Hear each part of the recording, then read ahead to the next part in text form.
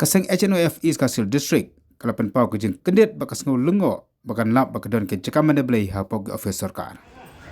Ikan kaseng lalap mentakasi kakak kena trik menelur ajak rapulai hakapor bakadang lepan rung.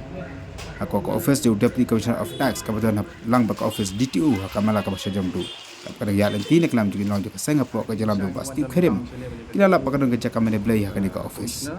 Nakal yang kenang ilam juga kaseng lebu kejeng keli. Manu ba aibor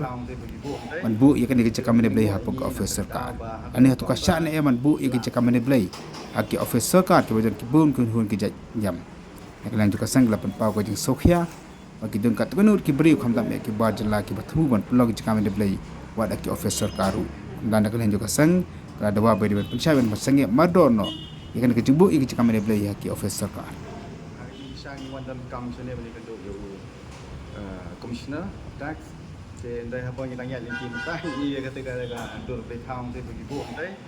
te ko penlingo ini nak kata ba akunur kom ba jila ban bu ini dur be town mani ani po office long kiwe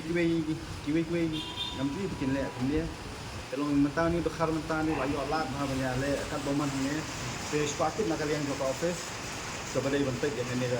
area ini akunur kom tio jingget man bu be town te long kalau kayak gabung internet yang demi ini rumah kalian forecast rumah banyak dia page nah handur kom si ai permission handur kom lah melor bagi datang ke nombor lah ban bu boleh tahu nanti kami hap dan kalian dongeng datang kita ini kuat bandar kadan kan nomor bandar kadan jadi mana saya beri mana kita lagi berluan hangi post office kami hap ni tanda tahe bawa pisai mereka government office menuk kuat belum lagi kerja kami manipulate nanti ni kayak badon kayak kiu buat nung ni nong tre ni ban dan penlong kami manipulate ni mereka government office ni kami ke kami manipulate buat ini kasih hanya nunha ban penlong jingseng ni dan ini ese kisah ru yang tang nak bekerja penlong ini keseng ni kalau ba ini lungo pakai di government office kadang tempat jika manipulate kata ni enak boleh tahu pada minta dari kejamun ini kalau kami hap ke ini di baterai dia makan harus barang ba ini abu boleh tahu apa kami hap kena mati tim dah mereka nak clean kami sewa cinta ini sekat kan minuat kan dulu boleh tampungnya makanya di office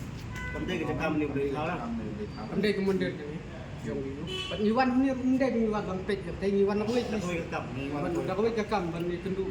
John Commissioner pandai long kau penunggu mata long ingin lapor ni ni penpan badon dah ni kemudian ni kerja kami ni boleh yo lesah kelah mandir lagi melak bang mah siapa cakap rekam sokar sejerong dari mandir lagi melak pediak lagi nak mana isu susah sampai jengkelum dan kita yang tentang media pun berjumut kena di Kemala apa kena malah pas sejerong tu jongka nikah asur video DTO ke DTO ke DTO office bro tambah long dan long department infrastruktur sebelum kejong dan juga itu water resource kadang kejong kan untuk ni udah yo kum yo ada penai kumpul di kampung kami tentu ni boleh tak orang nak mahar ketek nak kepada kita yang ada penuh yang nama kepala ketek tidak